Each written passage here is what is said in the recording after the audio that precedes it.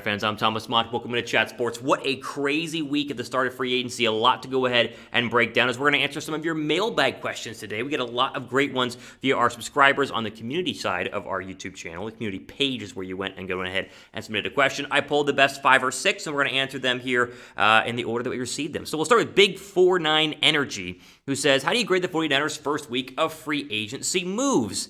Honestly, I mean, A+, pretty darn great. And I tweeted this out that they had a really, really good week of free agency. Remember, go back to last week. Let's just think about this. Last week I said money is tight. If they sign Trent Williams, which was a big if at the time, they're not going to have a lot of money to go ahead and make any additional moves. Well, guess what? Tommy was wrong. I mean, I was completely wrong. They not only signed a guy like Trent Williams, which is alone just a fantastic move, they made a bunch of other great moves as well. So first off, again, Williams, crucial. They had to go ahead and do that. They were able to lock that down. That frees them up big time in the draft. No need for a left tackle at number 12 overall. They get a guy like Alex Mack. They shore up Kyle Juszczyk, which I think is absolutely huge. We'll go Juszczyk first and then Alex Mack. Getting him happy and staying in San Francisco helps the running game. We had that whole breakdown just a couple of days ago, a couple days ago.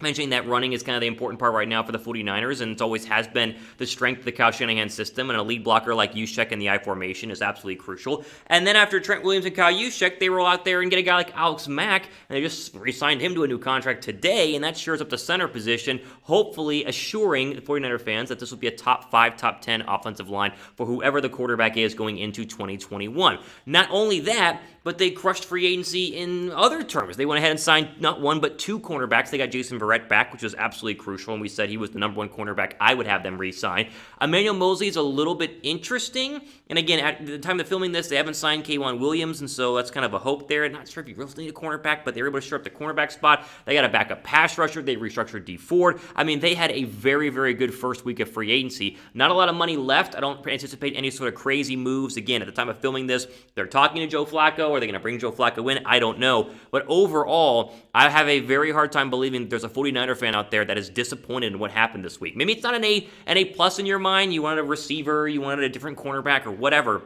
You gotta admit, they made a lot of moves, and they made a lot more moves, I should say, than I thought they could go ahead and do, and that to me is fantastic. I would give them an A+, but I'll leave it up to you guys. Grade the 49ers free agency moves so far. Again, we're filming this on a Friday, and so they can make more moves, which we won't talk about, because again, these are pre-recorded and not live, but you get my point. As of right now, Friday, 11 a.m., grade the free agent moves so far, A, B, C, D, or F, down below in the pinned comment. All right, next question here comes from Leon Go. With all major needs addressed, what do you think will be the priority in the early rounds? Also, should we re-sign K'Wan Williams? I enjoy watching him, and even if we were to pick a cornerback on day 1, he would make great depth in my opinion. You know, the major need right now is figuring out the quarterback spot, whether it's Jimmy Garoppolo or somebody else. There's more quarterback questions here in a second, so I'm going to save my quarterback thoughts for a little bit later. But you're right about K'Wan Williams. I would like to go ahead and re-sign him. I've said that for weeks. I think he's crucial to being one of the best slot cornerbacks in the league. It's interesting that San Francisco didn't, or at least hasn't really gone after him, and maybe he's going to sign somewhere else or whatever it is. But I do think that they could look for a cornerback in the early rounds of the NFL draft, if not the first round, maybe the second or third round. We've talked about some slot cornerbacks they could go ahead and look at, because slot will need to go ahead and be filled. But I do like the depth chart. I do like the safety position and the cornerback position. I think the secondary is poised for a very good year, as long as Verrett and Moseley can hold down both sides of the cornerback spots. Do they draft somebody at number 12? Probably not in terms of like a Patrick Surtain. But I guess if he falls there, then maybe, I can't pass up on Patrick Surtain. But I do think that they could go ahead and grab a slot cornerback, and K'Wan Williams to me would be a great get, and I'm all for going ahead and doing that. Teve Hungwell says, I think we'll draft a quarterback at 12, or are we trying to trade for Watson? I'm going to kind of make an announcement right now, and this is just my own thoughts. I think the 49ers are going to trade up for a quarterback in this year's draft. Everything has come to this point where they have built an offense that is ready to rock, and maybe they're just going to roll with Jimmy Garoppolo. And again, still a possibility, but I feel like trading up from 12 is a very real possibility. They won't draft a quarterback at 12 because I think they're all going to go inside the top 10. So I think they will draft a quarterback. I think they will go ahead and trade up. I feel a trade up coming right now for San Francisco. I might be wrong, but I think that Kyle Shanahan's going to fall in love with one of these quarterbacks. He's going to move into the top probably 7 picks. Maybe Philly at 6. You can look at Atlanta at 4. Like, there's definitely a lot of chances to go ahead and move up. I think they're going to go ahead and draft a quarterback because there are a lot of good ones in this draft, and they just don't seem very sold right now on Jimmy Garoppolo, but I very easily could be wrong on that. Just a feeling I've been getting over the past couple of weeks. And in terms of are we trading for Deshaun Watson, hey, listen, here's the deal. think the Watson stuff is being put on the back burner right now from a trade perspective. He has some big issues right now. We're not going to get into details here because we just talk sports, but you can Google and figure out for yourself. The Deshaun Watson allegations are, one, allegations, but two, it's a very real thing happening in the in the ether of Deshaun Watson in terms of not only on the field but off the field. From an on the field standpoint, I still would like Deshaun Watson, but he is, one, very expensive, and two, what's the trade market going to be after today? The NFL has opened up an internal investigation into the allegations against Deshaun Watson. Again, we're not commenting on that. The point is to say that if you were a team that was gung-ho to trade for Watson and you wanted to do it this week, the news that came out this week is definitely something to go ahead and, at least from an on-field perspective, say, let's just wait a second and try and figure out that first before giving up 3 or 4 first-round draft picks to go ahead and trade him. So I think Watson, for most teams, is going to be put on hold right now, which could, again, go back to my feeling that a quarterback trade could be coming because there aren't a lot of other options, right? I mean, Kirk Cousins' deal was guaranteed today, so you can't go ahead and trade for him. You already seen the Carson Wentz trade, like with the Watson stuff being pushed, with Watson trade stuff being pushed aside with the allegations and the investigations going on. I think he becomes a non-factor for the 49ers from a trade standpoint. I think they're going to look for a draft or just stick with Jimmy Garoppolo, which can still, I guess, be the end-all, be-all, and be what happens for right now for the 49ers. But I do think that drafting a quarterback is becoming a lot more of a reality than I thought it was probably a month ago. What do you guys think? Will the 49ers draft a quarterback in round 1? Type Y down below for yes. Type N down below for no. I'm feeling like they are. I really do, because the being sold on Jimmy Garoppolo is not something that I think the Niners are right now. Even though they've said so, I would go with drafting a quarterback, so I would type Y down below for yes. Now, any other questions? We're doing plenty more live Q&As and live mailbags and pre-recorded mailbags all off-season long, so make sure you guys are subscribed, as we are, in my opinion, the number one 49er channel you can follow to go ahead and get the latest 49ers news and rumors that, of course, are up to date and sent right to your subscription box for free, is the beauty of YouTube. So go ahead, scroll down, and subscribe.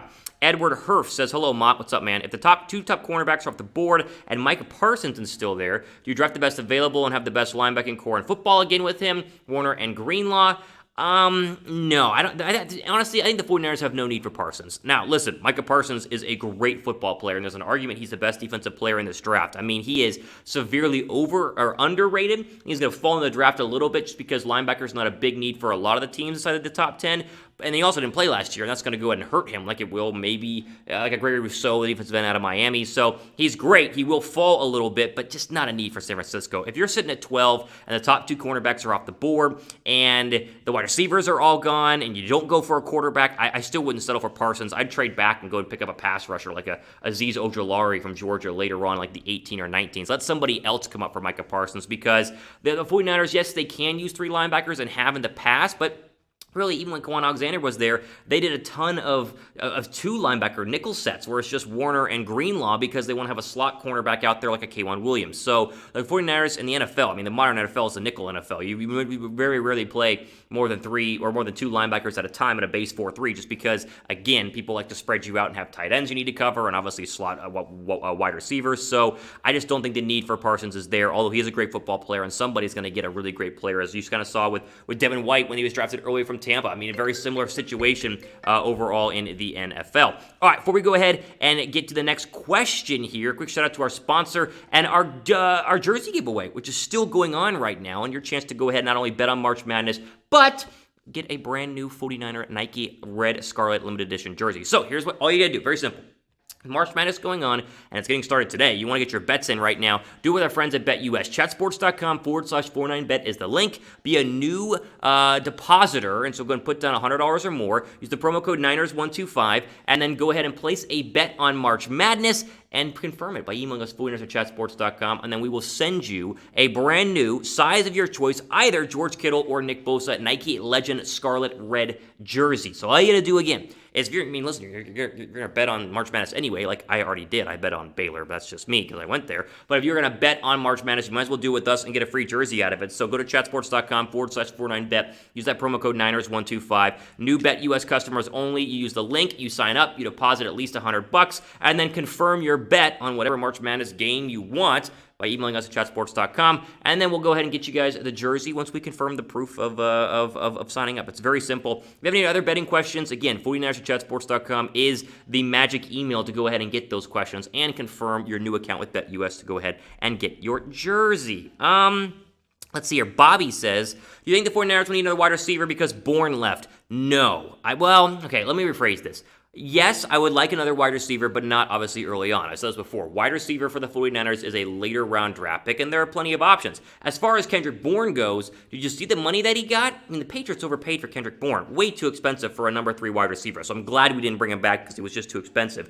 I think that you can either roll with Jalen Hurts, big if, but potentially tremendous upside because the guy was great coming out of Baylor, and obviously third-round draft picks, so the Niners know how great he was. But there are plenty of wide receivers we talked about in the later rounds. Elijah Moore out of Ole Miss is probably a third-round draft pick. You have a guy like Terrence Marshall out of LSU. He's the forgotten LSU wide receiver. De'Ami Brown out of UNC. Even a guy like Tylan Wallace out of Oklahoma State, who was a beast, but in the Big 12, and so overlooked a little bit, are all options for the 3rd, 4th, or 5th round. And so there are definitely potential and chances for the Niners, who have plenty of draft picks in those rounds, to go ahead and replace Bourne. But I think the internal hope right now, as it's been for the past 2 years, because he keeps getting injured, but Jalen Hurts is going to go ahead and fill that number 3 wide receiver role. But I wouldn't be surprised if De'Ami Brown is sitting there 3rd, 4th, 5th round, they say, what the heck, let's bring in another one, and then they go ahead and do that. What do you think is a bigger need, though? Because I think right now people feel like we fixed corner and we have plenty of wide receivers, but both are still kind of a need. Which is a bigger need right now, wide receiver or cornerback? Type WR down below for wide receiver, or type CB down below for corner. Bigger need? That's tough. I feel like both could be a need right now, but I'd say corner just a little bit, although I trust Emmanuel Mosley. I guess I should, because that's what the Niners did, so I don't know. We'll see. Javier Ward. 49ers pay Richard Sherman to play safety for the year. If they bring him back, would that be smart? First off, it's interesting that they have not, that Sherman's not signed anywhere, at least not according to whenever we film this video. Maybe he will this weekend, but not been signed, which I think shows that the market is not that great for a guy who's on the plus side of 30. So they could, but I don't think it's going to happen, because they've already basically had a mutual parting of ways like weeks ago where they said we're not going to re-sign him. So unless he comes back and is like, no one want to sign me, will I re-sign here? Potentially, but I think Sherman wants to still play cornerback, and there's no inevitable look down the pipe of him turning over to a safety. So I'm surprised he's not been signed, but doesn't seem like he's going to come back to San Francisco anyway. All right, again, hashtag 49ers in the comments if you guys want to get in on our next mailbag. I'll pull some comments from this video for future mailbags overall, but that is all the time we have for today here on this edition of the 49ers Report. March Madness is in, so get your bets in with BetUS, and stay tuned for plenty more 49ers news and rumors over the coming days and weeks. For Chat Sports and 49ers and the 49ers Report, I'm Thomas Mott, signing off for the rest of your weekend.